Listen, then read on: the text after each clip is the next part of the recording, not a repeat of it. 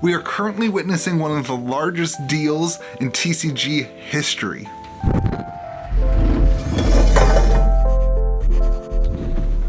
Well, what's up everyone? Welcome back to Kitchen Table TCG. My name is Louie. Welcome to the channel. So glad you're here. Today, we are going to talk about the TCG player acquisition of Channel Fireball, a major event in this landscape that we call the trading card industry. First off, I want to prelude this with, I absolutely love TCG player. I have been a user of TCG player since day one when I bought my first Magic the Gathering cards way back in 2010. I have a TCG player affiliate link for this channel. You can see that in the description of the videos. And I sell a ton of product on TCG player. In the last 3 months, I have sold 2,888 items on TCG player. I use TCG player as a huge vehicle for my business. So I care about this a lot. I care about this acquisition. I care about this conversation a lot. And we will probably talk about it quite a bit on the channel. I've taken some days since the announcement to kind of really hone in some of my thoughts, but these thoughts will be ongoing. We'll kind of continue to talk about this as time goes. I don't love Channel Fireball. After the Monarch debacle for Flesh and Blood, if you're not familiar with that, there's a couple videos on my channel about that. But after the Monarch debacle, I kind of lost a lot of respect for Channel Fireball. And so this acquisition is a little bit weird for me. I feel like I'm kind of conflicted on it. I wanted to be excited about it, but I don't really know where I fit in. But let's talk about the deal. First off, TCG Player says that they have acquired Channel Fireball, and Channel Fireball says that they are combining. Just depending on where you read, you may have a different opinion of what is happening, but what is actually happening is that TCG Player has purchased Channel Fireball, and Channel Fireball is really kind of dissolved, and it is now part of TCG Player's empire. That's kind of what is happening. And it includes the following. It includes Channel Fireball and Binder POS, which are the two biggest assets that they are talking about with us. What we do not know is that if it doesn't include Card Shop Live, that has not been announced, but it includes Channel Fireball and all their content arms and all their website and all that kind of stuff, their new marketplace that just got released. But it also includes Binder POS, which is a way for local game stores to have their inventory online as well as on a website, but also in their actual inventory in the store, and there's a low fee structure for that. It is not a marketplace. It's very important that you understand that. It is not a marketplace that presents the cards to a large audience like TCG Player does. It's simply a way to manage your inventory both online and in the physical realm. So that's kind of the gist of the deal. It kind of encompasses all that stuff. A major part of this is the content arm for Channel Fireball, and we'll talk about that later. Here are my takes. I think I don't fully understand why TCG Player cares or wants to be involved in this. I think that they got hosed. I think Channel Fireball is a far smaller entity than TCG Player.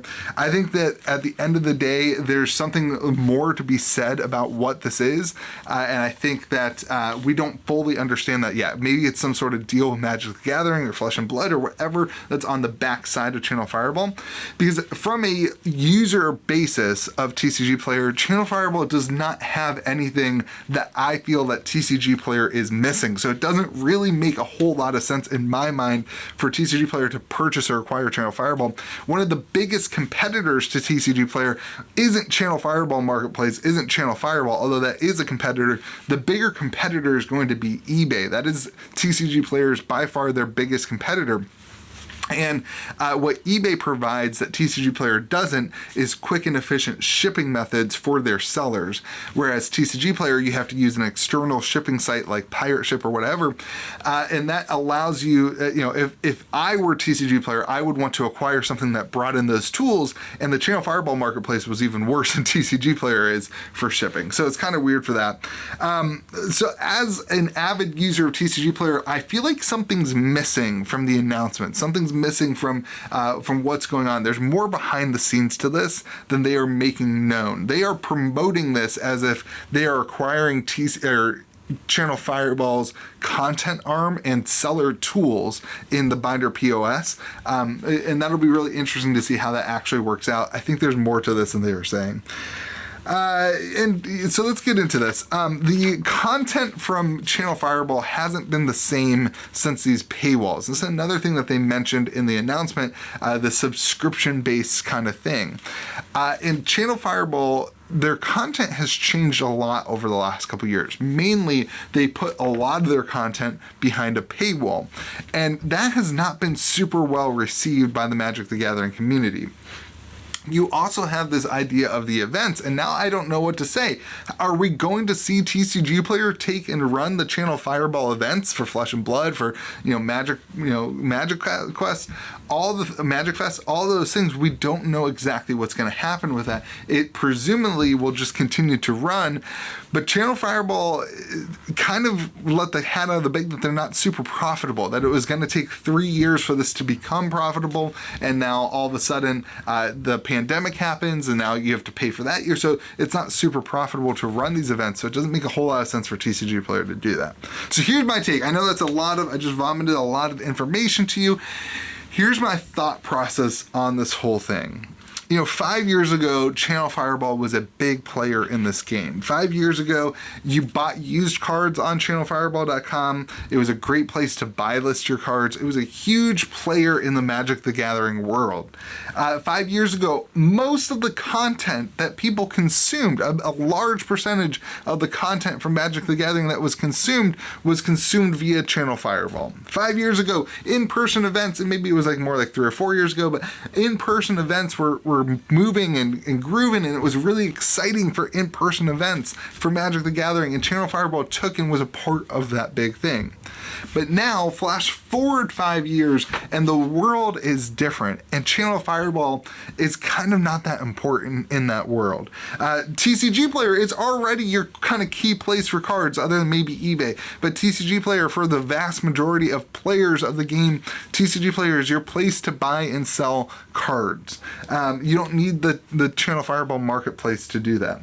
YouTube is really where most of Magic the Gathering content is consumed. Anybody worth their salt who would be making content for Channel Fireball is going to go and make their own YouTube channel and make their own YouTube content and actually be able to build a brand and a name for themselves. They don't need the Channel Fireball thing. Maybe Channel Fireball is an affiliate link or whatever, but the YouTube content has moved. The content has moved towards YouTube and away from some of these sites. So they don't really provide that. And then now you have really no huge Magic the Gathering events happening. It's all Flesh and Blood. Everything Channel Fireball is doing is Flesh and Blood, which I would say is probably not have been as big of a deal as Channel Fireball thought that it was going to be in terms of the large scale events. There's a lot of events, which means a lot more work, a lot more overhead, a lot more paying people, and those events are seeing a lesser turnout than the Magic the Gathering events were, which is fine. I'm not saying they're not successful, whatever. It's just a smaller game at this current place than Magic the Gathering was.